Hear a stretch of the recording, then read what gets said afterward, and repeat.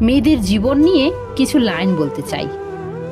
মেয়েদের জীবনটা মানিয়ে নিতে নিতে আর মানিয়ে চলতে চলতে জীবন শেষ। সবাই বলে মেয়েদের নাকি বাড়ি হয় না। আসলে মেয়েদের ছাড়া কোনো বাড়ি সম্পূর্ণ হয় না। মেয়েদের জীবনটা সত্যি অনেক কষ্টের। যে বাড়িতে তার জন্ম হয় সে বাড়িতেই তার জায়গা হয় না। মেয়েরা সত্যি অনেক ভালোবাসতে পারে, তার একমাত্র প্রমাণ হলো মা।